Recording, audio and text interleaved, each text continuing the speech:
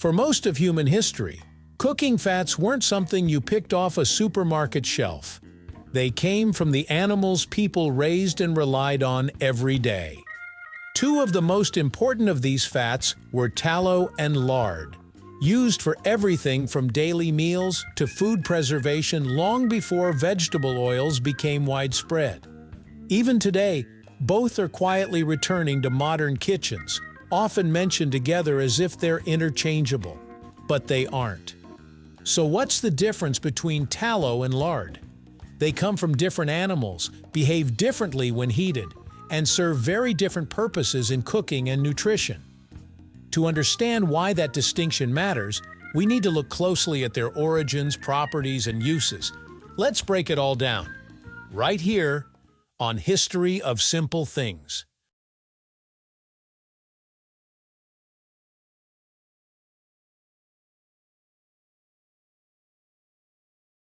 The most fundamental difference between tallow and lard is the animal they come from. Tallow is rendered fat from beef or mutton, meaning it comes from cows or sheep. Lard, on the other hand, is rendered fat from pigs. Rendering is the process of slowly heating raw animal fat to separate pure fat from connective tissue and impurities. While both are classified as animal fats, their source animals have very different diets and fat compositions, which affects everything from texture to taste. Historically, this distinction mattered a lot. In regions where cattle were common, tallow became the default fat. In areas with widespread pig farming, lard dominated home kitchens.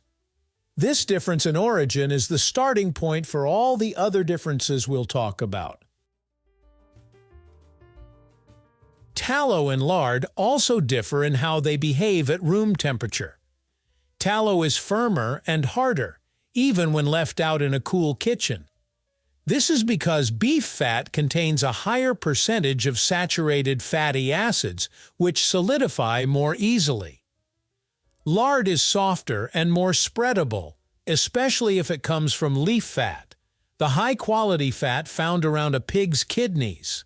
This softer texture makes lard easier to work with in doughs and pastries, while tallow's firmness makes it better suited for high-heat applications.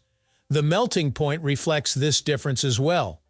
Tallow melts at a higher temperature than lard, which is one reason it's favored for frying and industrial cooking. Flavor is another key distinction. Tallow has a more pronounced beefy flavor, especially if it's not highly refined. This can add depth to savory dishes but may overpower delicate foods. Lard has a milder, more neutral taste, particularly when rendered carefully. High-quality lard doesn't taste porky in most applications, which is why it has historically been prized for baking. In pie crusts and biscuits, lard enhances texture without interfering with other flavors. Tallow's stronger profile makes it better suited for foods where a rich, savory note is welcome, such as roasted vegetables or fried meats. In short, lard tends to disappear into a recipe, while tallow tends to announce itself. When it comes to cooking, both fats perform well, but in different ways. Tallow is extremely heat-stable, thanks to its high saturated fat content and low polyunsaturated fat levels. This makes it ideal for deep frying and searing, as it resists oxidation at high temperatures. Traditional French fries were famously cooked in beef tallow for this reason. Lard is also stable, but it has a slightly lower smoke point than tallow, especially if it hasn't been fully refined. Where lard shines is in baking and moderate heat cooking. It creates flaky textures in pastries and tender results in dough-based recipes. So while both can be used on the stove, tallow excels in high-heat cooking, and lard is more versatile across baking and everyday sautéing. Nutritionally, tallow and lard share similarities, but there are meaningful differences. Both are high in calories and fat, with no carbohydrates or protein. Tallow contains a higher percentage of saturated fat, while lard contains more monounsaturated fat, similar to olive oil.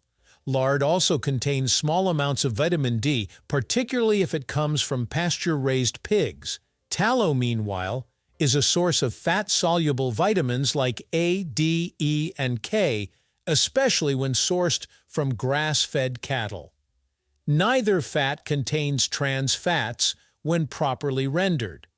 From a nutritional standpoint, neither is inherently bad, but their fatty acid profiles mean they behave differently in the body and in cooking.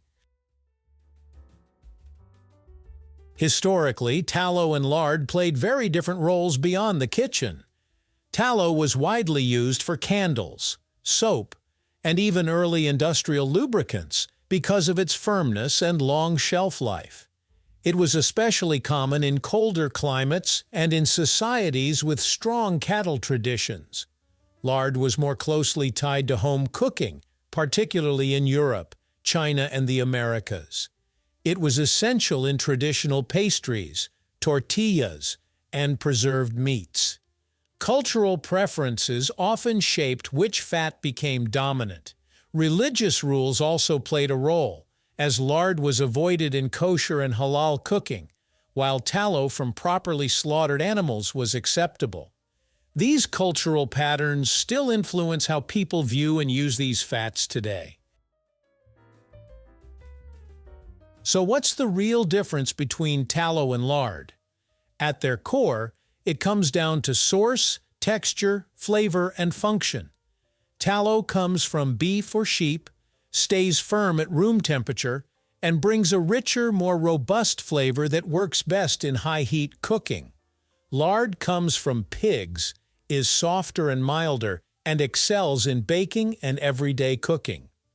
Nutritionally, they share many traits but differ in fat composition and vitamin content.